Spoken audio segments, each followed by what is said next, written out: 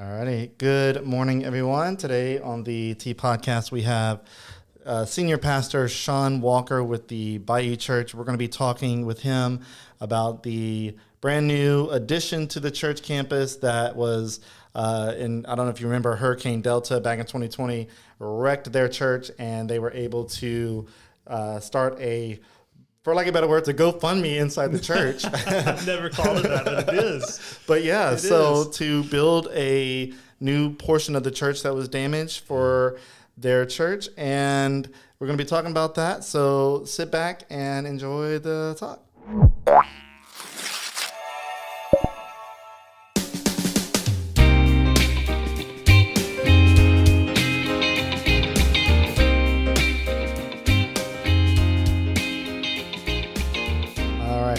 Before we get too far, I want to let you know about our presenting sponsor is Chase Group Construction. So Chase Group is basically a local company that is a design build firm. They take the lead and become your one point of contact for the entire design build process, which is a very important thing nowadays because it's somewhat convoluted whenever you try to mix everybody together. So they have it all kind of in one spot. They have a diverse portfolio of projects that range from medical to popular restaurants like the Fat Pats you've been seeing around town, and also to multi-unit shopping center developments. So you can check out their website. You can see it on screen. It's chasegroupconstruction.com. And go give them some love. And if you need something built, they are the guys to go to. There's a bunch of guys in town, but they are sponsoring us, so they are the guys to go to. Plus, they're great people, man. Great local company. So, all right. So, Sean, how goes it? Goes well. It's good to be back with you, man. It's good to see you. I think, what is this? This makes the third time? This is the third one. The first one was succession between my father, who was stepping into the founding pastor role after 35 years. Right. And then the last one was probably about a year ago when we were kind of beginning construction, breaking ground, and stepping into this new project. And here's the third one. Yeah, the world of construction, raising money, of course. So I don't think we need to go too far into your background and who you guys are, because, this is the third time. I think we should have gotten that figured out, but I guess to summarize for those that may not know who you are, just give us a little bit about you, and then we'll go into the conversation. Well, I bet you've got some new listeners. You've been growing, man. Developing Lafayette is such a cool. It's like who we are. It's amazing. So I'm honored to be here, and I bet you got some new listeners. So if they weren't here before, Sean Walker, lead pastor of the Bayou Church. The Bayou Church has been here for over 50 years, and I have the ridiculous life privilege to get to be the pastor of this amazing place. We are imperfect people, imperfect organization who serves and worships a perfect God. And that really is our why. Our lives have been transformed by the gospel, by this concept of that it's not about rules, but a relationship, that we don't do enough good. And, God goes, okay, you did enough. Now you get to come in. But instead, Jesus came and did it all for us. And if we just trust and put our faith in him, he'll transform our lives. He'll forgive us, he'll redeem us, he'll work from the inside out, and he'll begin to guide and to grow us. And I'm a walking example of that. I would be a hot mess dumpster fire apart from my relationship with Christ. Honestly, I'd be in a ditch somewhere. I kid you not. And because of what Christ has done in my life, I now get to live out my purpose. I now get to have more blessings than I can count. I get to be a part of his work and his mission. And that's what our entire purpose as a church is for existing, is to help people experience a transformed life and to know God, to find community, and to make a difference. So that's our why. That's why we've been doing what we've been doing. And a quick summary of how we got here is, so January 1, 2020, my dad moves. He'd been there for 35 years. He moves into the founding pastor role and says, all right, Sean, you're in charge now. And then March of 2020, COVID hits, right? And we're thinking, maybe a Sunday, maybe 2 Sundays. And 7 months later, we've been online only for 7 months. And I pick on my dad. I'm like, Dad, you knew COVID was coming. You got out right at the right time. Yeah. Like, y'all can have this. He bailed. He was like, all right. But obviously we know that's not true. Yeah, right, but really, he set us up. God set us up, because though 2020 was very challenging, we saw some ministry like we've never seen before in our lives, in our history. And so we're online only for 7 months. In September, we have our first regathering Sunday, like the first time we in person in 7 months. I know, it's wild. And then 2 to 3 Sundays later, October 9th, Hurricane Delta, a relatively small storm for us, Category 2. Like most Category 2, people aren't even leaving, right? Yeah, it's like, your patio furniture ain't blowing get the around. barbecue pit ready. That's what people are saying for Category 2 storm.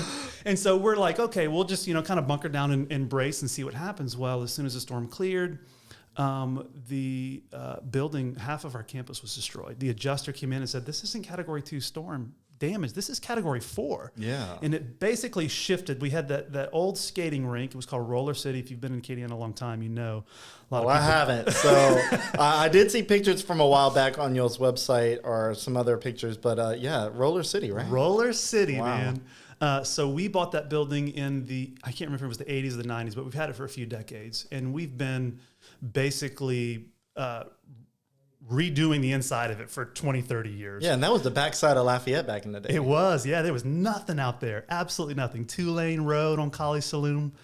And so we go to the campus after the storm, see if there's any damage. And the hurricane had lifted that entire roof, shifted it, and dropped it back down. And so it was a total loss. Awesome. And so, back on campus 2 Sundays. And so, Just what you need. I'm thinking, good night. Like, Lord, what is going on? Like, do I need to leave? Do I need to quit or something? And I wasn't really asking that. But we just said, okay, Lord, you got to show us. There's got to be a reason. You tell us in your word there's a purpose behind everything. And so, Lord, show us what it is. And we began to just gather our leadership, pray, talk with some industry experts, and dream. And we had 3 choices, really. It was to either do nothing, which wasn't an option because we now had 100% of our people in half of our campus. It was packed in like sardines.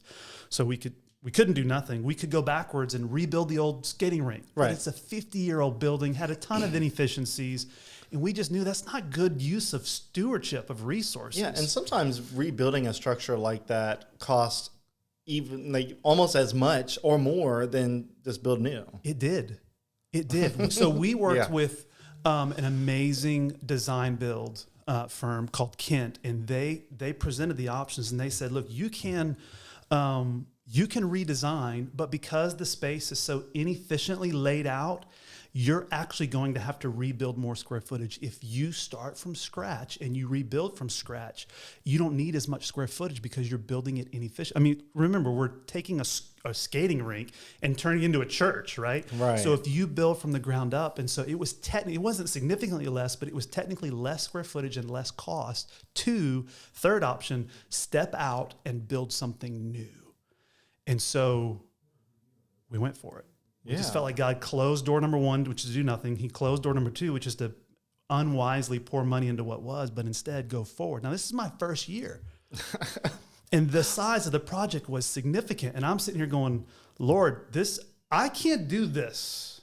If this is you calling us to this, calling this team, this congregation to, I'm in, but I need clarity that it's you. And he did. He confirmed that in many ways. And so What a test, right? Oh, my goodness. Yeah, I bet. Again, after being online only in church, everything, the whole world getting thrown upside down.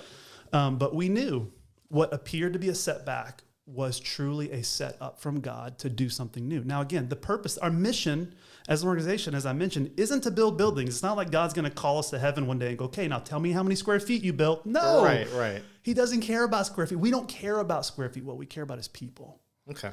And we knew that if we did nothing, that it would limit our ability to reach people for Christ. And so living out our faith as not just a pastor and a staff, but as a whole congregation, I cast the vision in front of the church and said, here's what I think God is calling us to do. Here's what our leadership thinks God is calling us to do. And in 2022, we all said we're in. Our congregation began giving crazy. I mean, like super sacrificial, generous. Some people making enormous sacrifices to give an additional $50 a month. Other people making enormous sacrifices in the lines of donating their entire salary to give to this building. Really? I mean, unbelievable response from our people. I couldn't imagine. Right? Yeah. I mean, like unbelievable. And our family is too. Like I get to lead the way in this charge. We've led again, my dad did this. My dad always led the way. He didn't say, hey, y'all go work hard. I'm gonna sit on the sidelines. He said, no, I'm gonna go first in the hard things. I'm gonna go last in the fun things. And so I've done the same thing since I was a child, given large percentages of my income. And then when we began this project, my wife and I, Tori, we just doubled that and said, God, we're in, and we made sacrifice. So it's a huge team effort.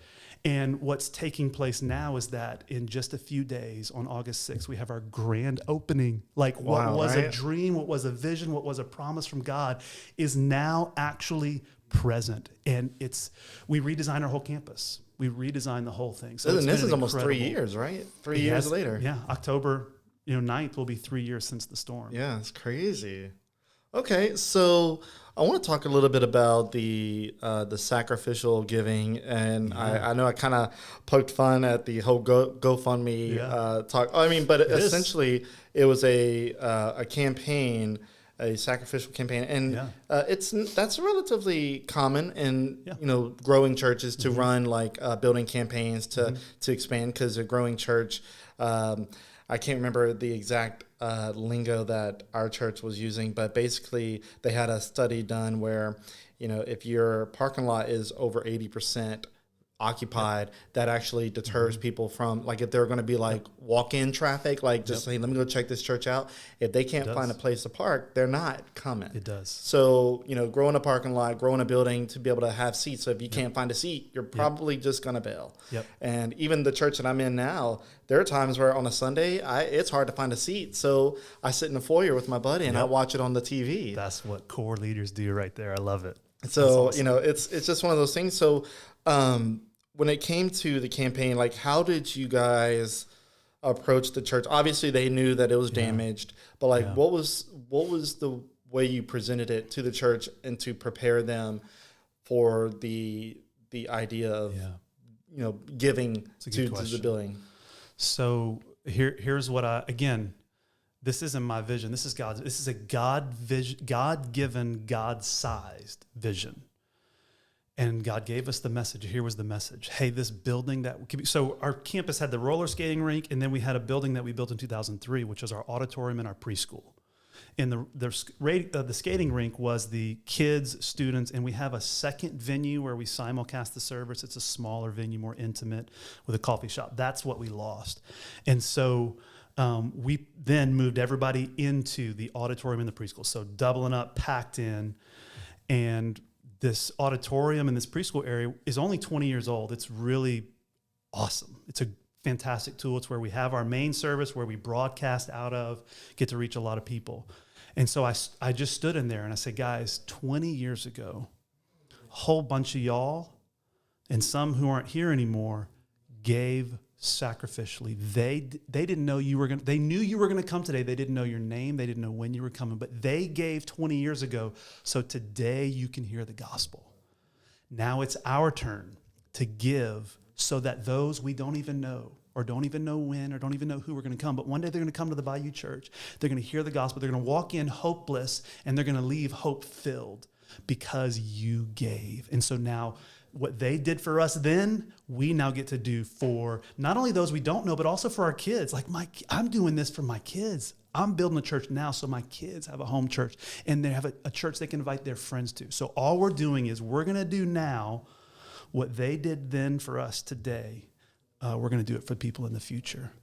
And our people look, you don't give at a church unless two things are happening. One, there's trust, like you trust leadership. So I realize, and I carry that weight seriously, that I'm a steward of their volunteer generosity, which ultimately belongs to God. I can't play around. Yeah. I have to be above board and to lead by example. So one, they've got to trust leadership, which I'm so grateful they do. But secondly, they got to have a deep faith, because you can talk a big faith game easily. Words, raise your hands in music, that doesn't cost you anything. But when you actually start giving like Jesus commanded and called us and invited us to do, that's when you can't fake it. You can't fake it. And so our people do. We've got an incredible culture. Again, we're not a perfect church. we're a real church. We're an honest church. We're make you feel at home, make you feel comfortable, not be pretentious. We all walk with a limp church, but we worship and serve a perfect God who is leading us and transforming us from the inside out. And so I just told them, I said, hey, look, I wouldn't give if I didn't believe this was a God thing. And they obviously believe the same thing. And so after the giving campaign, actually, we're still going to give through February of next year. That's when the 2 years of giving will culminate for us.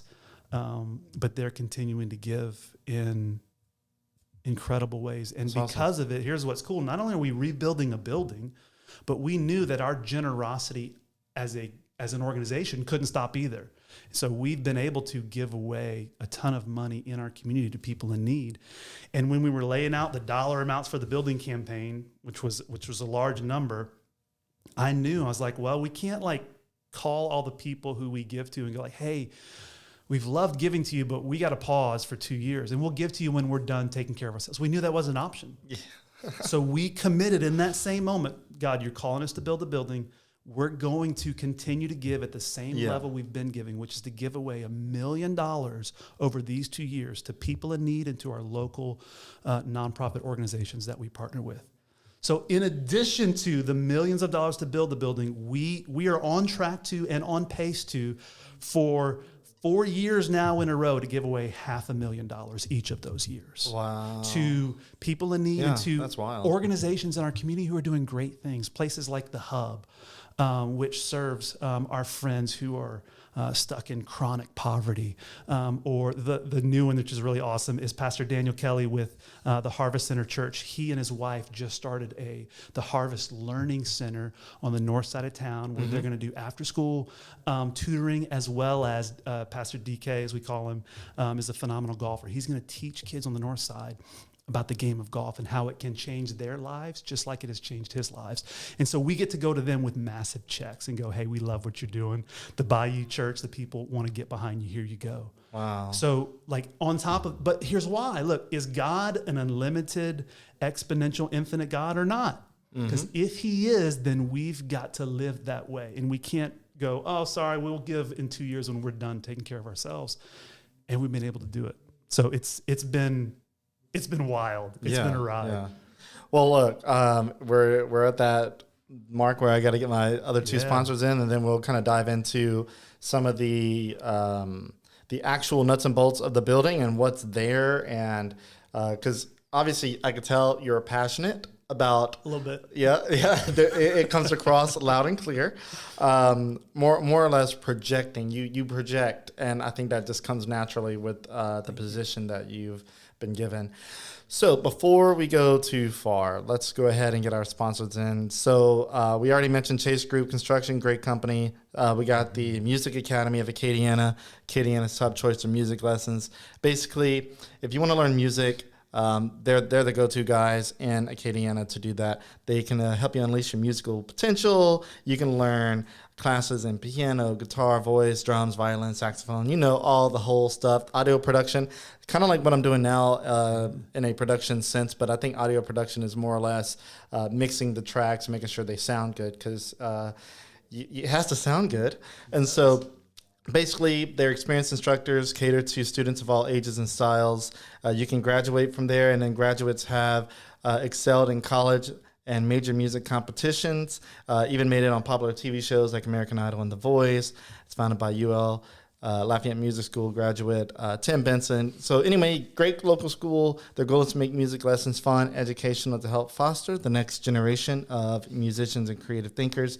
You can check them out at musicacademyacadiana.com.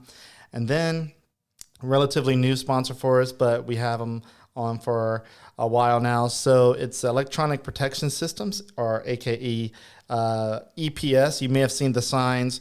Their website is eps-online.com. Their phone number is 337-232-2487. They are a security company, in-home and in-office. So if your house does not have a security system, or if it has an outdated one, or if you're just paying way too much money for the one that you have now and you want something a little bit better, they are a local company that provides local services. They have some of the cheapest monitoring services in the business. I mean, it's literally $20 a month to monitor. And if you have the equipment and if it's paid off, you just pay $20 a month to monitor. And it was really cool. They also have water conditioning systems that they just started doing last year. And coincidentally enough, I've been using their products before they became a sponsor. So I don't have their products because they're sponsoring me. I have their products first and they said, look, I love your products. You should sponsor the podcast because I talk great about it. Great security system, and we have the water system too, and it's the cleanest water in home. And basically, I describe it as butter water. So when you take a shower, typically if you've been taking a shower in hard water for years, you don't realize it, but the water is not really soaking into your skin. It's hard, and you'll notice on your shower, the showers kind of get clogged up. Well, this water is filtered through a system outside, so it feels super soft. It's softened water, essentially what it is. And so when you take a shower, the water almost, for lack of better words, feels like a butter. Like, and it feels so good. Wow. And so I used to have really dry hands. Like my fingers used to be like scaly looking, and it's like virtually gone. Every once in a while, they're in the cold, it'll kind of come back. But like my hands, my skin's improved. My hair's gotten a little bit better. Wow. Still balding a little bit, but it is what it is. Right. But anyway, great local company. I'll quit talking about them, but they are a sponsor of ours. So, all right. So I want to go ahead and get into the nuts and bolts of the facilities. So it is a 250-seat multi-purpose worship center. They have a bunch of kids' space. They have a covered patio, multiple restrooms, because restrooms are very important nowadays. Because we didn't have any before, basically. Right. So go ahead and give us the high level of what.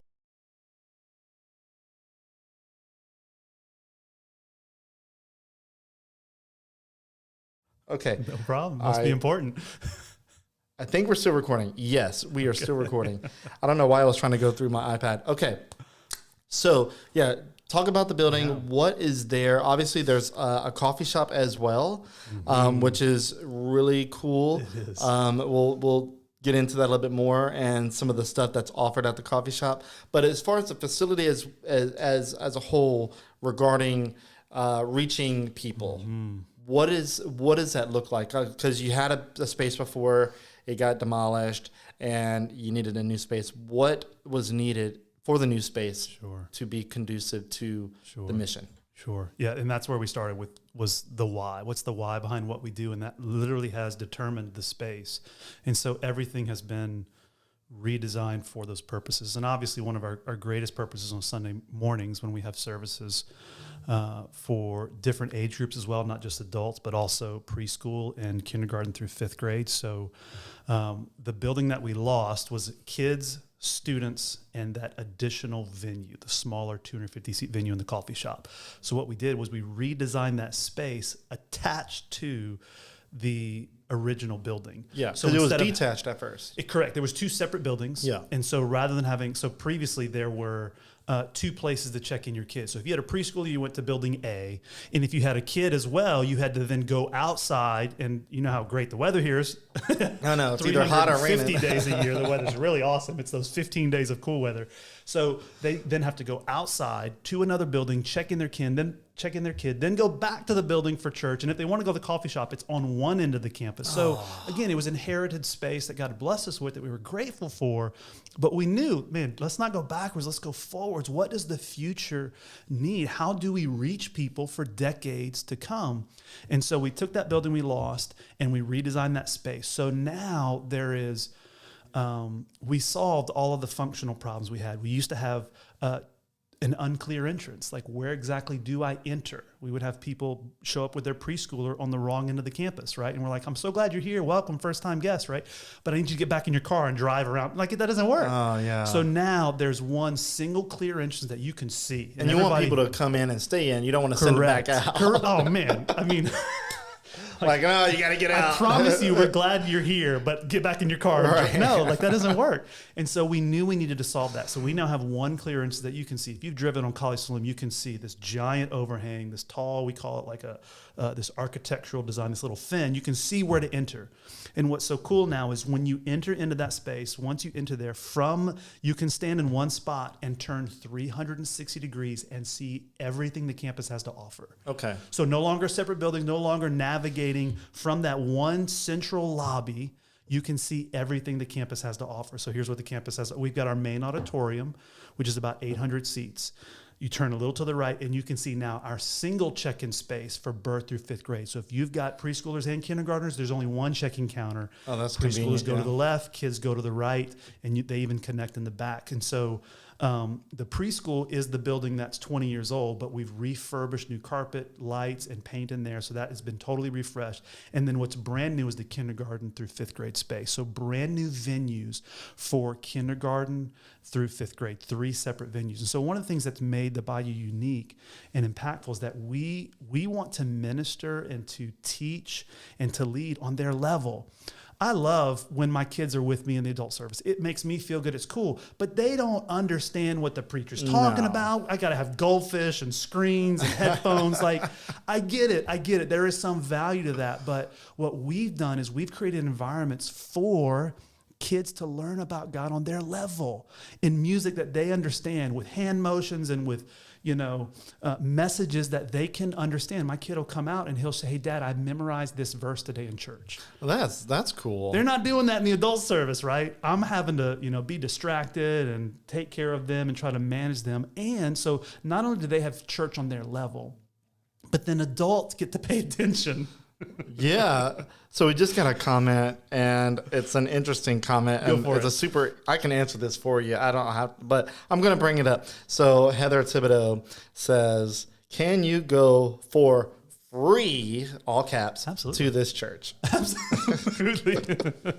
I mean, the answer it's is funny, yes. but I mean, it's been rumored that there are certain mega churches that you have to almost pay. Really? I don't know how much truth. No, it's rumor. Look, it's rumor.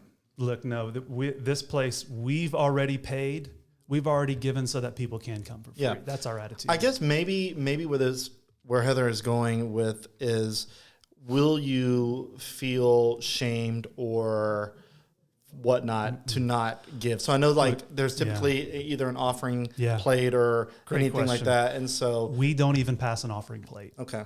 Most of our people give online, and we have drop boxes at the back of the room. We don't even have a moment where we pass a plate and go, "Well, you better give." That is not, our focus is not money. Our focus is people. It really is. Now, the people who call the Bayou Church home, know that we have to give. Like, I don't get to reach them if I don't provide a place where they can come and gather. And so there are a ton of people who get to give. We don't require anyone to give. Okay. You can go to the Bayou Church your entire life and not give if that's your choice. But those of us who follow Jesus, you know that Jesus, the number one most common topic Jesus talked about was the kingdom of God. That was number one. Number two topic, most frequent topic from Jesus was giving. And so we will talk about it because Jesus talked about it, but we don't have a browbeating, guilt emphasizing. No, there is a mindset of generosity that God has invited all of his disciples to follow and to live. And I view giving as an opportunity, but we don't have any. Here's what's another thing, that I don't even look at people's giving. I don't want to know. It doesn't matter to me. I just want to lead people to Christ and let them experience the life that he's transformed. So no, anybody can come. You're welcome to come. There's no giving required. It's absolutely free. Okay. We've already given for them. Gotcha. We've already given for them. Yeah, I mean, That's how and we dude, feel. to kind of go back, you're giving $500,000 every year to the community, which is, first of all, it's wild because I'll see a picture or two where an organization will get a check, and while initially it seems like a sizable check, sometimes it also, in the grand scheme of things, you're like, oh, that's probably a small check, because some of these big companies, they got more, but like to be a church, because churches, I mean, good and well that the community, certain members of the community view churches as I don't want to say a leech, what I'm getting at is they're nonprofit, they're taxes exempt, and they have these huge facilities that cost millions of dollars. And to those people, and I know plenty of those people, they in their perspective, they have a legitimate reason to question that. Sure. But it's really cool to know that a church that recognizes that they have the ability, and I don't want to say excess in funds, but the ability to give is really cool. Yeah, it's not because we have extra and we're like, oh, okay, what are we going to do with it? That's not it at all. It's a priority. This is what we're going to do. God's called us to do it. He's going to see us through it, regardless of what else happens. And a couple thoughts. One, people get sensitive when you talk about the topic of money. Like, the reason why Jesus talked about it so often is because if you want to know someone's heart, just look at their bank statements and their checkbooks and their credit card statements. It just reveals for all of us what we really believe and what we really prioritize. Food. I've been there, man. My first Dave Ramsey class, my wife and I went, we got to quit getting takeout from restaurants, 20 times a week. But look, money is a tool, and I don't blame some people for looking sideways at pastors, at churches, and going, I don't trust you. I mean, I see people on TV nationally, and I see pastors, I'm going, bro, you smell. Like, it just smells. I don't believe you for a second. And so that's why we take a totally different approach, that it's not about that. It's about lives being transformed. My life has been transformed because people, before I was even born, gave sacrificially, believed God for big things, and shared the gospel with me. That's what it's about. And so we do, like I give, so many in our church do, and it's because of their generosity that we get the chance to minister to people. And we know we have not just an opportunity, but a responsibility to be generous as well, and we love it. You mentioned people given to organizations. There was one organization, and I won't name them, but we got to go bring them a check, and they just started crying. And we're like, what? And she said, this is our annual budget. This one check you just gave us just funds our work in the community for the next 12 months. And we just said, we're just the messengers. It's all from God. The breath that we're breathing right now is from God. Everything's from him, for him, and will return to him. We are just simply stewards, and we want to be good stewards of how God has blessed us. And so that's why we've rebuilt our campus to reach people. We're not doing it so we can be comfortable. We're doing it so we can reach people, and that's why we've continued to be generous with no strings attached. That organization we don't sit on their board and go, all right, now we want to control you. No. Here's a check. We love you. We believe in you. God told us to do this. We'll see you later. Now continue to do what you do. And so I get it. Look, people are sensitive around money, and that's why my first job is to live it myself. Is to be a good steward personally.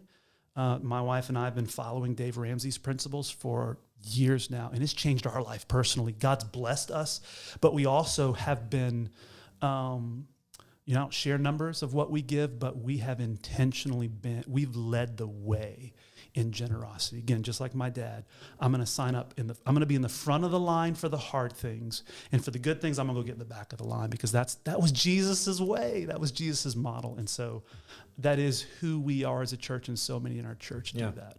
And you mentioned the Hub being a homeless organization, right? Correct. So I'm part of Leadership Lafayette, and we had Nonprofit Day where several nonprofits came and spoke, and I don't think the Hub was one, but I think I heard it mentioned.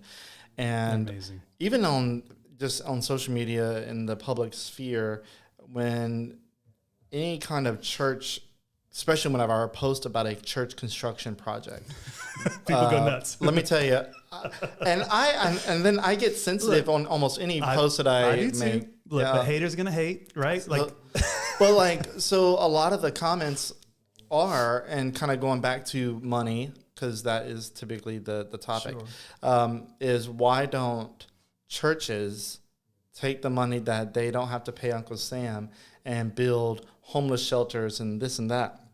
And a lot of times I'm like, you don't realize the amount of churches that do not build homeless shelters per se, but contribute to funding of existing shelters for those shelters to grow, hopefully. 100%. But we don't do it to appease them. They're not our motive. Right. And so, look, anybody, whatever industry, whatever part of the world someone is leading and doing something good, there are going to be people throwing stones. It's almost confirmation that you're doing the right thing. If no one were critiquing you or critiquing me, I would wonder, I'm probably not doing enough good, because the moment you step out, you speak the truth, you do something, people who don't know what they're talking about start talking, right? But and mostly behind a keyboard. Yes. Right? Yes. But in this, I learned this from Brene Brown. This is so good. She said in one of her books, she said, take a piece of paper and cut it 1 inch by 1 inch, tiny piece of paper. Okay. Then write on that piece of paper the names of people whose opinion truly matters to you, and then forget whatever anybody else says. And it's so true, because look, I've got personal accountability, like as a man of God, as a disciple of Jesus. I got people who are locking arms with me, helping me walk out my faith. I've got leadership in my church who is also holding me accountable, supporting me. Like, I've got my little 1 inch by 1 inch card, and they are men and women of God who believe in the mission, who living out their faith. And it's easy to get, distracted by the cheap seats, but those people don't know me. Mm-hmm. Everyone who truly knows me, knows my web browser history, like that level of know me. Like, I got guys who they literally get reports on my web browsing. Wow. Because really? I know if the enemy is at work right now. He does not want this to happen. He doesn't want more people to discover the truth about who they are, who they were made by, what their purpose is in life. He wants to keep them in darkness. And so there is a for real, scary, serious spiritual warfare going on. The greatest way that the enemy could destroy is to go. And I say, I'm not talking about me, I'm talking about my role. Yeah. Whoever is the leader. Look, if you want to take out a family, all you gotta do is take out the dad. Mm-hmm. You take out the dad, you've destroyed that family. You want to take out an organization, just go to the top. And so I know that there's a target on my back from the enemy. And what the enemy's ticked about is that my mess in my past is now my message. And I get to share the gospel that though I'm a filthy sinner apart from Christ, Christ has redeemed me, and I now get to put my feet on a rock, the rock of Christ, and help other people turn their mess into their message. And so on that 1 inch by 1 inch piece of paper, I've got some really important names to me. And when I hear the cheap seats, I get distracted for a second and I go back to them. I say, is there any validity to what they're saying? And the people who know me are like, no, keep going, ignore them. And I think we all need to do that. That's not just for me in this role, but everyone. You need to find, and look, this is what we do as a church, is we provide this. We help you find those people on that 1 inch by 1 inch piece of paper. People who will love you, people who will walk with you, people who will show up when your world gets turned upside down. And so that's why we've built this building, is so that we can reach more people and share the truth of God's word, of the gospel of Jesus Christ with them, because there is more to this physical world than what we see. We get so wrapped up in the temporary. Yeah, kind of like the aliens that we're talking about now too, right? I've heard about that. I don't know what to think about that. I know. But it's so easy to get wrapped up in the temporary things in this world, and we want to help people understand that there is a spiritual world that is eternal. And though this world is temporary, it feels eternal, this world is not. And we focus on the temporary, we focus on our food, we focus on our bodies, we focus on what we drive, what we live in. But there are things that are way more important at play, and we want to help people see them, recognize them, and invest in them. I'll just summarize it this way. C.S. Lewis has a quote. He says, you don't have a soul. You are a soul. You have a body. I like that. I'm going to say it again because I know it's a lot. You don't have a soul. You are a soul. You have a body. So what he does in that quote is he flips it. we focus on what's temporary and think it's eternal, and we ignore what's eternal, and we don't think it's real at all. But what that quote does is point to a truth that this body's temporary. Nobody likes to talk about that. Sorry. Mm-hmm. I know nobody likes to talk about it. But the reality is, here's what I tell my congregation. If you're over the age of 25, you know this truth, right? Because once you hit 25, it's just a slow... Because I'm 37 and I'm like, I've been having the neck pain for a few days.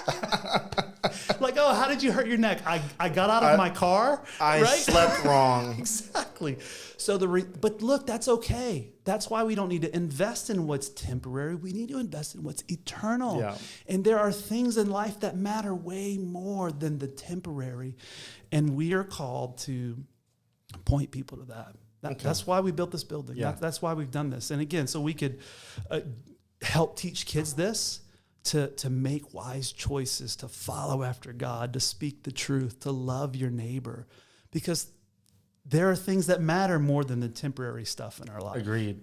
So, so teaching kids to make wise choices when it comes to coffee. You have a coffee shop. And it's a simple name, the Bayou Beanery. Yep.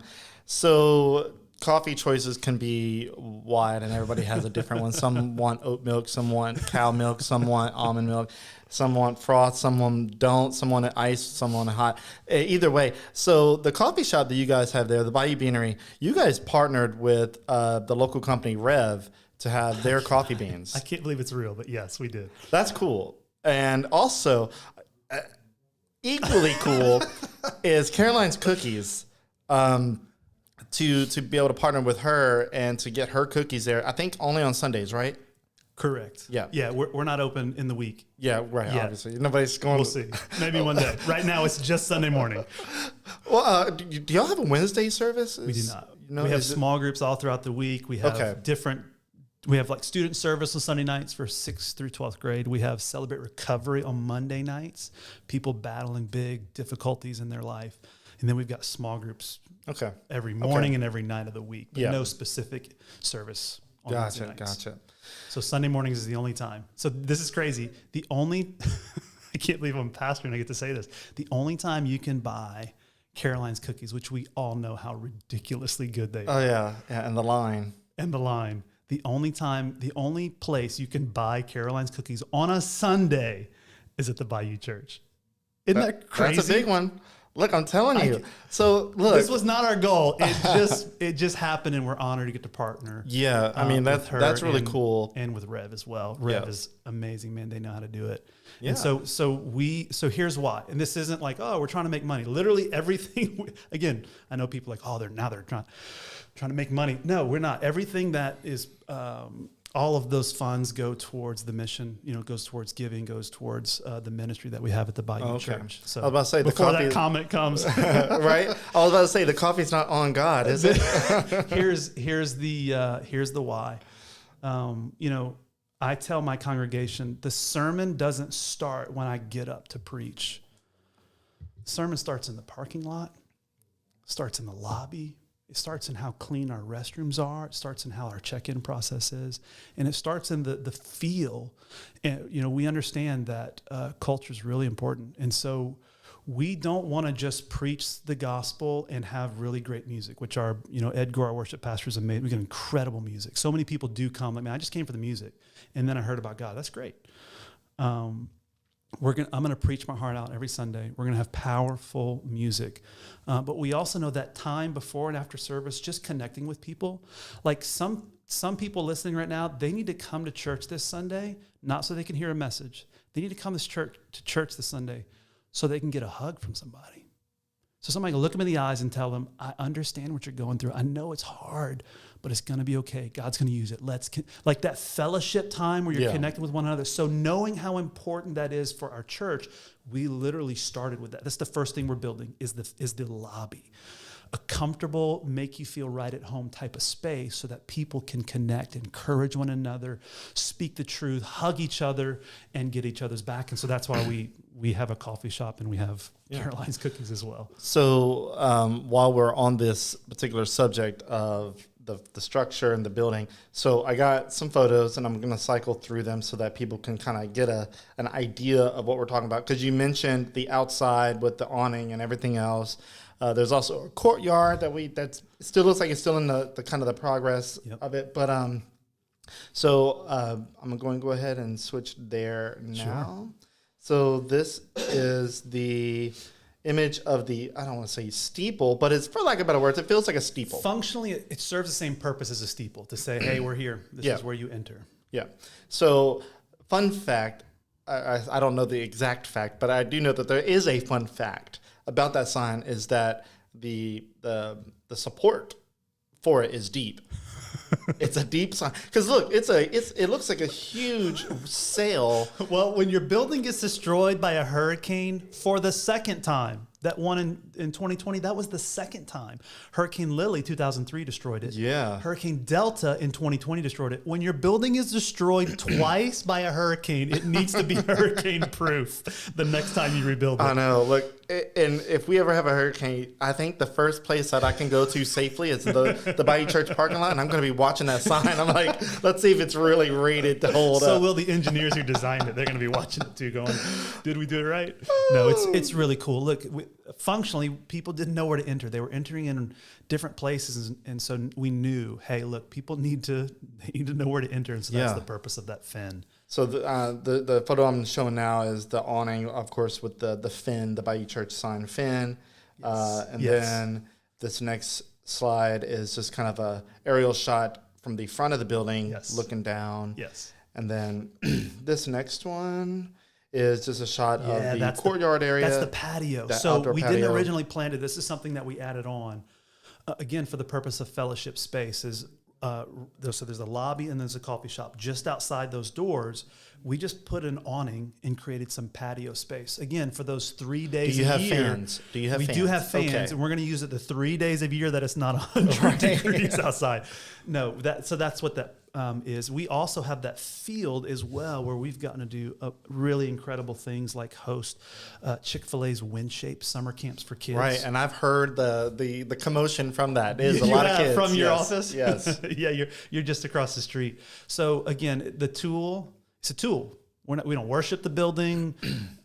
We're grateful for it, but it's a tool to serve people, to reach people. And then the other thing that we do, which we don't want it to happen often, but when it does happen, we want to be ready, is when there is a natural disaster. We have, whether it was for Hurricane Katrina, we got to partner with the Southern Baptist Disaster Relief and the Red Cross, and from the Bayou Church, cook 10,000 meals a day for people who were hungry post-Hurricane Katrina. Jeez. And then we got to do it again. We have so many disasters, I forget which one it was. I think it was Hurricane Laura. In Hurricane Laura just a few years ago, when Lake Charles just got demolished, we got to, again, partner. We didn't do it all ourselves, but we got to partner with a bunch of awesome organizations. And from the Bayou Church campus, we got to help people in need. When we had the floods, and what was that, 2016? 2016, yeah. We got to send mud out crews who were housed, and home base was the Bayou Church. We get to partner with a bunch of, so here, this is my favorite thing. This is so cool. So when a hurricane before Laura happened, and we had a bunch of evacuees here. Okay. I can't even place where, because there's been so many. I know, I get lost as well. So they were sent to Lafayette, and they were told, okay, well, if you got to register your kid LPSS, you got to go here. Well, if you need clothes, you got to go here. If you need food, and we were sending, some of them didn't have vehicles.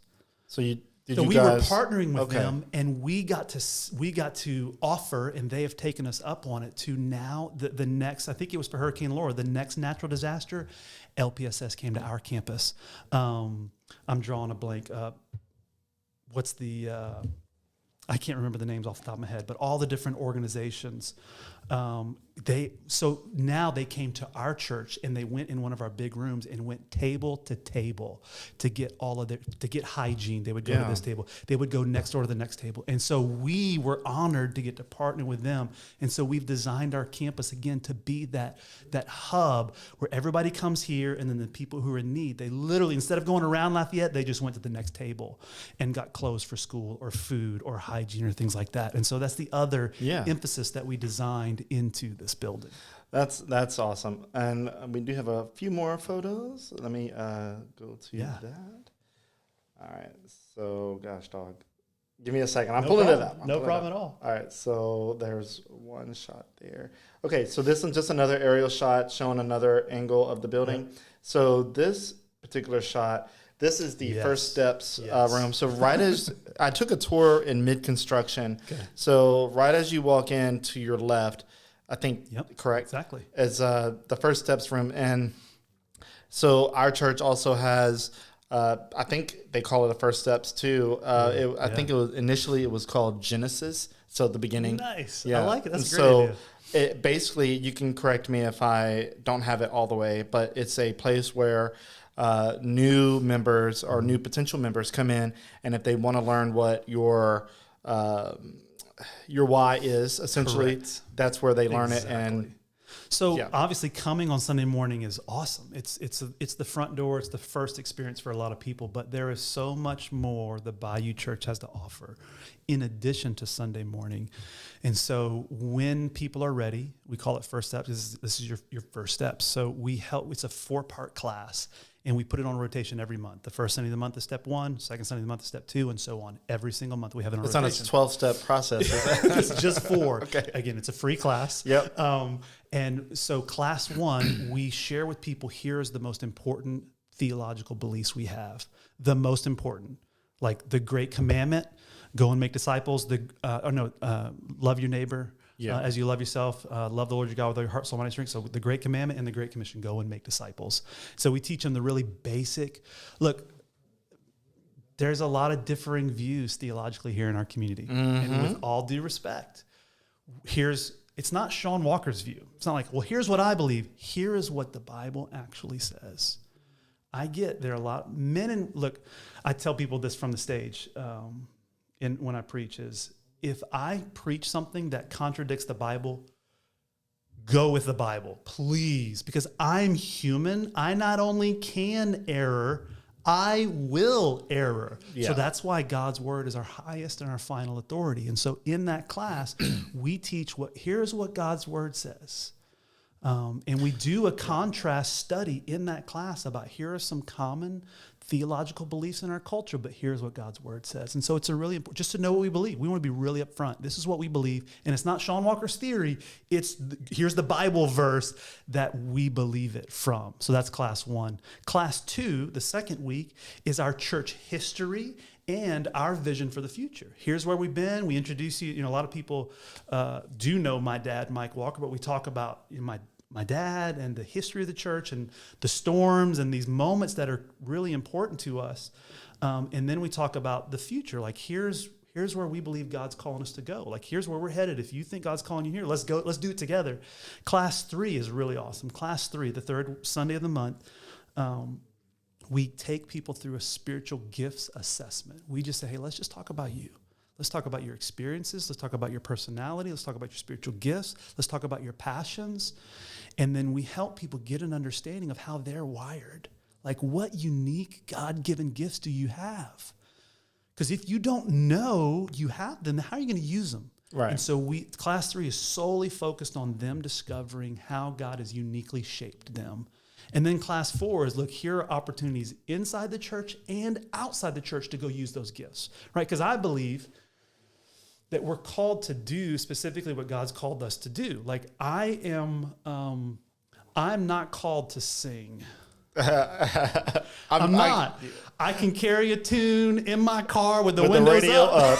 The radio turned all the way up. But I'm not called to sing, right? Like we're all called to worship through music and worship other ways, but like I need to stay inside. I have been given a gift to preach. It's not my gifting. I remember my senior year at Acadiana High when my psychology teacher pointed it out to me. She said, do you know you have the gift of speaking? I said, no. She's like, when you just spoke in front of class, they've never paid attention. Like, I was like, so she helped me discover a gift. Well, now I get to, by God's grace, use that gift to serve other people. And so we help people discover what their unique gifts are, whether that's leadership or creativity or caring, whatever that is. You're wired to do it. Look, Drew Brees was made to throw a football. My goodness, he was. It's evident. And he has used that gift. Yes, he did. And so we want people to understand, what has God wired them to do? And then, because you're never going to have more fun in life than when you get to do the thing you were made to do. And so the reason why we're pumped about this class, because it's a powerful class, but up until this new building, this class was in like a back corner classroom of the campus. So we're like, oh, you're new here? Great. Here's Let's a hide and go to the seek back. map. Yeah, here's a treasure map. Yes, good luck, because it was the only space we had available. Yeah, But the again, first step should be in the front where they don't have to go too deep into the comp. Yeah. You would think, but it's been hidden because we didn't have any other space. But Right. now you did what you did. redesign that space. You walk into the lobby and you can turn 360 degrees. You've got the main auditorium, you've got the kids check in. The restrooms things, the reason why we listed is not because like that's a novel idea, but for us it is. We've had insufficient number of restrooms, and the location of the restrooms has been, again, hard to find. So again, every Sunday before this new campus, you could see it in our lobby. We would have guests just kind of looking around, and we'd go up to them and go, "You looking for the bathrooms?" And they're like, "Yeah, follow me." Now, you literally, in that room, you can see this is where the restrooms are, and we've got a ton of them. It's like, we call them airport-style restrooms. You don't have to touch a door. I don't know about you, but just walk in, you use the restroom, clean your hands, you don't have to open another door, but tons of restrooms. And then you turn a little bit, there's our Bayou Beanery with Reve Coffee, Caroline's Cookies. You turn just a little bit more, there's we're calling it our theater venue. This is why this venue is so important. So our main auditorium is 800 seats. The theater venue is 250 seats. There's multiple. This is a multi-purpose room. Its first purpose is additional seats on Sunday morning. We simulcast the music and the sermon into this venue. Okay. There are a lot of people who prefer a smaller room. There are some people who are just intimidated. It's like they don't like too big of spaces. Right. So this is a 250 seat multi-purpose room where we'll simulcast the sermon and the music. And also, that room is the workhorse room of the campus. It's where we do these outreach projects. It's like a multi-purpose room? It is. Yeah. This is where we do these community projects. 800-seat room is, you don't use that often, but this 250-seat is perfect. It's Plus, where the bigger room has a greater AC usage component. Absolutely. Yeah, It's efficiency needs as well. So students, 6th through 12th grade, our student pastor, Derek Griffon, is amazing. He's an incredibly gifted speaker, leader. He understands students, and he and our team and our volunteers do a great job leading them. They have a student-specific service on Sunday nights at 5 o'clock, and then they have small groups for students. Again, community is important on Sunday nights. They will get to meet in that theater room, which is a more appropriate size for them. On Monday nights, we have Celebrate Recovery. This is a ministry that's been incredible. It's literally saved lives. People who are battling difficulties, hardships, whether it's addiction or whether they've gone through a divorce or whether they're battling depression or whatever they're going through. This ministry is the boots on the ground. We're going to help you walk through this difficulty and turn that mess into a message. And then we'll do weddings and funerals in this venue as well. And then it's also our venue will be available for hospitals in our community have used our space when they want to gather their whole staff. Well, they don't have that space at their hospital. Right. Well, we're glad to let them use our space. Lafayette Parish School System has used our space. We've hosted, again, all those nonprofits when they want to do a training. We love getting to, that's why we designed this space, is for them to use that space. So that's the theater venue. So again, from that single spot, the campus has been designed with guest in mind. And it's real. It's happening. And so our grand opening is in just a few days on August 6th. And we have our regular, it's going to be during our regular service times at 8 o'clock, 9:30, and 11. Our services last about an hour. And again, we'll have services just for your kids as well, so adults can not be distracted in church. And the service is about an hour long. We'll have powerful music. I'll be preaching. We'll be sharing stories of how God's worked in people's lives. And then we're also going to have, in addition to the amazing beanery, we're going to have beignet box. Okay. I'm not gonna lie, I'm upset with them. Yeah, because they left Lafayette. Their truck left Lafayette. Well, I guess we'll talk about that later. That's another story. But they're going to be catering. They'll be serving. Yeah, because they used to park in your parking lot. I know. Yeah. That was convenient. Yeah. So they'll be there. Acadian Slice is also going to be having some of their delicious the pies, and food. So it's going to be a giant party. We'll have our normal services, tons of time to fellowship and hang out. And it really is open to anyone in Acadiana. And look, for free. Nope, not charging at all. It's totally. We've already. You do have to pay for coffee, right? But well, there is drip coffee for free. Okay, cool. And then there's Reve drip, which is like I think a bottomless cup for I think $2. I don't remember the cost. Right. And then there's the really specialty drinks like a Bayou Sippy, some other things that that cost as well. But there's free coffee as well. But we truly, there's a lot of people in our culture who don't believe in God. They're like, no, God's not real. And I'm like, that's okay. Yeah. We still love you. And I would love to tell you what God's done in my life and just say, if he ain't real, then tell me how this happened. I mean, I've had so many God moments in my life, like down to the second, down to the penny where it's like, holy cow, that could be nothing other than a God thing. Mm-hmm.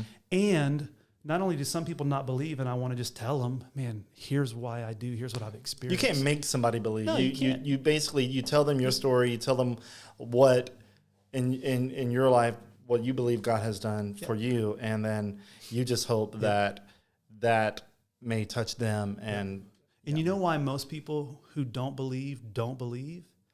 What's that? Is because they've been through enormous pain in their life. Yep. And I don't blame them.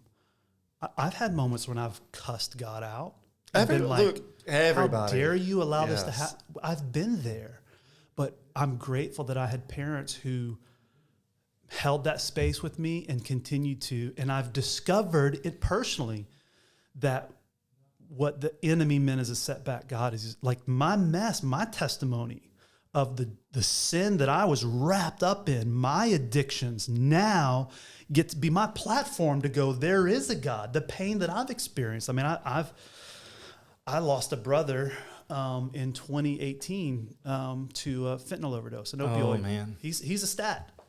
That was tragic. My brother should still be here. Right. But because of that tragedy, people now know Christ. And so I wish my brother was here, and I don't know why God allowed my brother to get wrapped up in that, but God promises, it's Romans 8:28, we can trust that he's going to use all things, the good and the bad, for his glory and for our blessing.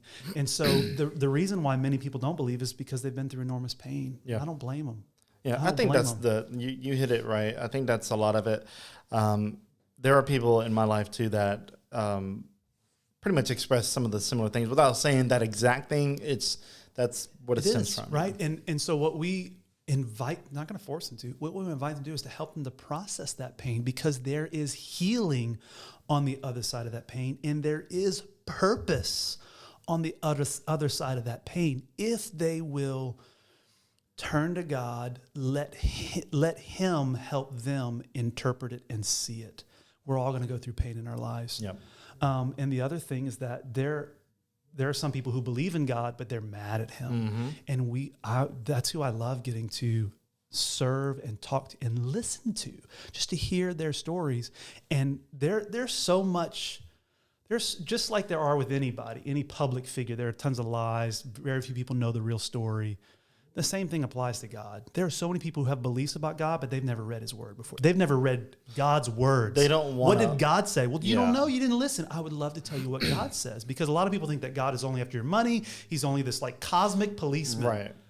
Where did they get that from? That's what humans That's have a done. human misinterpretation. Yeah. So that's what we love to do, is to help people understand who God really is, what lengths he has gone for us. Though he owed us nothing, he has given us everything so that he can then transform our lives. And the three things that, these are our ultimate measures, like what we believe God ultimately wants us to help other people experience. And the first one is to know God, which means to have a relationship with him. God is not a checkbox that we show up on Sunday morning. Oh, I went to church. Okay, he owes me a good life. Where'd you read that in the Bible? It's not in the Bible. It's not a religion. It truly is I mean, think about it. God showed up in the flesh, right? You know who really loves you when they show up. Yeah, look, I know this is kind of a theme in my church where when the pastor will say something, that's a message by itself. It is. So it is. You could probably just go down a whole one there. But we want to help people know God. You can know your Creator and not just talk to Him on Sunday mornings in church, but do life with Him inside of you, guiding you, protecting you, empowering you, keeping you out of the ditch. Yeah. So know God. The second thing that God has called us to is to find community, is to do life together, to not be alone. I think one of the greatest pandemics is isolation. Mm-hmm. So many people alone. And then COVID really amped that up a lot. And you may have hundreds, if not thousands of friends on social media. I'm talking about genuine community. Your 2 a.m. friends. Who you calling at 2 a.m. when life has gone sideways? Think about that one. So we want to help people find community. And the third thing we help people do is to make a difference, man. Discover their unique purpose. Because again, you'll never have more fun in this life than doing the thing you were created to do. And we want to help people discover what that is and then go and live it out. Awesome stuff, man. Look, we are at an hour. I got a couple more photos, and then we will wrap this up with the nitty-gritty details of what people need to know, even though you kind of mentioned that throughout the podcast. And then we'll go from there. So I'm about to show you the last few photos, if I can just get this showing up here. So this first one, there's two still left. So this is part of the lobby area. I think the lobby area. It looks like a bunch of couches. Yep, that's the lobby area. Yep. So part of it. And you kind of mentioned with the bathrooms with an airport kind of situation. This kind of has proud of our bathrooms. Isn't that funny to say? This kind of gives you that vibe of like a cushy kind of airport terminal where you have tons of seating and people can relax. Question is, do you have charging ports there? We do not. All right. We are talking right now about installing them, but we do not. Okay. That was the first thing that my mind went literally through. we had a walkthrough this week. Okay. How much would it cost to put a charging port there? Because we all live in that world. I mean, my battery's it's at 51% and it's only 12 o'clock. I know, you got to plug it up. Okay. So we got that photo. And then this one, I saved this one for the last because it's the Bayou Beanery image. So that right there, you have basically you're looking at the front of it with the logo on the back. The logo is really cool. I like that you incorporated the name of the church. Obviously, the Beaneries. I like that. And then just to know that Rev is a part of it, and then Caroline's Cookies and whatever else y'all got up y'all sleeves for that. But it's a novelty, I guess, to have a coffee shop. But I mean, some people can't live without it. Almost to the point where they need coffee just as much as they need God. Look, it's about creating an environment and creating space for people to connect with each other and connect with God. Yep. The service is important, obviously, but so is that time before service and after service to look people in the eyes and go, man, how you really doing? How can I pray for you? What's going on? Encouraging one another, meeting new people, right? Like, I mean, this is by no means a promise, but we've had people meet their spouse at our church. Like, that's like, yes, that is awesome. Well, yeah.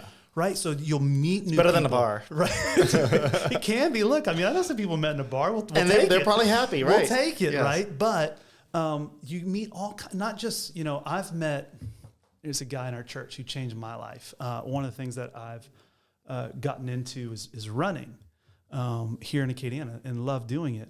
Well, I met him at the church. His name's Hunter Romero. He became my running coach. He's an Ironman.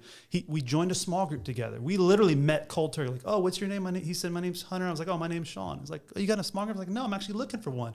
So we jump into a small group together. I found out he's an Ironman. He's like, hey, Lafayette's got a marathon coming up. I was like, what's a marathon? And he literally has given me something that I love to do and has changed my life. And it happened because I met him at church. Right? Like, there's so many relationships. People have found jobs or they found employees to hire at the church. So that time to fellowship before and after is important spiritually, relationally. I mean, it's that space is valuable. So we have created a great space for people to connect with other people and to connect with God. That's the purpose of the Bayou Church. Awesome. Cool, man. Okay, look, let's go ahead and let people know the grand opening is this Sunday, not this Sunday, next Sunday, because this Sunday hasn't happened yet. Next Sunday, August 6th. Yep. What are the details that they need to know for that? So the grand opening is August 6th. It's a Sunday. Our normal service times at 8 o'clock, 9:30, and 11 a.m. But obviously, you can come any Sunday. You can come this Sunday, July 30th. You can come on August 13th. And we've got some incredible things planned. This isn't just a one-day event. It really kicks off this fall where we've got incredible things planned for every single age group in people's homes. And so the big grand opening is going to be a big party. The following Sunday is what we call Educator Sunday. We get to invite hundreds of educators right before they go back to the classroom, bless them with a gift. Like they need it. A tangible gift to say. Oh, a tangible. Okay. I mean, like, they need prayer to help them, right? Yes. So we don't just bless in, you notice Jesus didn't just bless in word. He blessed in physical, tangible ways as well. And so we do the same thing. We're going to bless our educators, then we're going to pray for them, encourage them, and we've also, we're going to have a really fun moment in service where we do a parody. We take a really popular song that everybody knows, and then we kind of rewrite the lyrics and make it a fun song to tell them, hey, we're behind you. We know teaching is hard, but we've got your back. And so if there are any educators listening, they're welcome to come August 13th. Every Sunday, we've got something special planned this fall. It's going to be a really exciting time. So we'd love them to come out to the grand opening August 6th. But any Sunday, they're welcome. All the details are available on our website, thebayouchurch.org. It's a special place. We love getting to serve people. We love getting to follow God and where he's leading us, and we love this community as well. Awesome. Well, cool. I got the website up there too, just in case people awesome. need to see it. But I have it /decades, but still That's fine. Yeah, you can find it. So, other than that, man, this is quite the construction feat that I think a lot of people have been watching because it's right on College Saloon. Mm-hmm. And I have thoroughly enjoyed our conversations about everything leading up to this point. And so hopefully, if I'm able to this week, I'd like to swing in and get some photos and stuff. And then, share it and hopefully do that before next Sunday. So to kind of, because I know there's so many people in this community that do go to church that already kind of have their home church, but there's a lot of them that you may be either looking for another church or they don't have a church at all. Can I say this? Sure. This is really important. If someone has a home church, invest there, put down roots there, invest there. It's so easy to church hop. There are people come to the Bayou from other churches. There are people who leave the Bayou and go to the churches. Look, church hopping is a consumeristic mindset that we don't encourage. If someone doesn't have a home church, we would love for them to come to the Bayou Church. But if someone has a home church, we want them to invest there, make that. God's called you there to make it as awesome as it can be. And there's some incredible churches here in Acadiana. There really are. I love so many of the churches here. But if someone doesn't have a home church, we would love them to come check it out and pray and ask God if God wants them to make that their home church. So awesome. Well, cool. Well, that is all we have. I enjoyed the conversation. I can tell that your gift is speaking. It comes across, like I said, very well. Thank you. I think I've heard this term only from my pastor is an orator. I think is the term. Yeah, that's the technical term. Yeah. So to be someone who can deliver a message effectively is a gift, because like there are times where I'm speaking, especially in a podcast, and I'm just like, I feel like I'm fumbling so hard on trying to convey what my thoughts are, and it just doesn't come out. So especially in front of a crowd or in front of hundreds of people, being able to keep your mind set, focus is wild. And then, look, before we close, we got another comment. Somebody says, "Is it free to go there?" Lord, what is up with that? It's free. It's free. Like, what's up?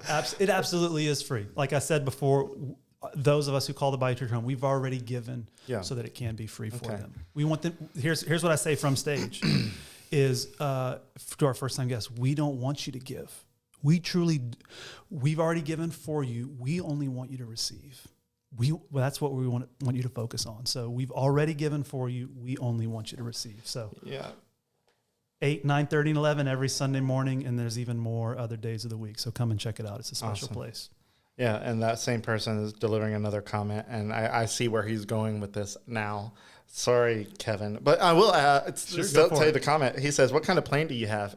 Plane do I have? Yeah, the plane that I have is my 5-year-old son's little toy plane. Yeah, you can come walk out with me. I got my 2009 Honda Pilot that I drive. I'm not in this for the money. Okay. 100%. Yeah. Well, I already have a feeling that there's going to be other comments from him, and it's fine. Look, and if you guys just do decide to chime in on the comments, which you probably won't, but if you do, feel free to provide information, and you be the voice for your church. But other than that, I have lunch plans. Yes. I'm getting hungry. Speaking of food earlier, I'm going to go spend something. I'm using points. I have an app, but I do have to get lunch. So, Sean, it was great talking to you about this project and just to see it kind of come to fruition and how it came to fruition. Really cool.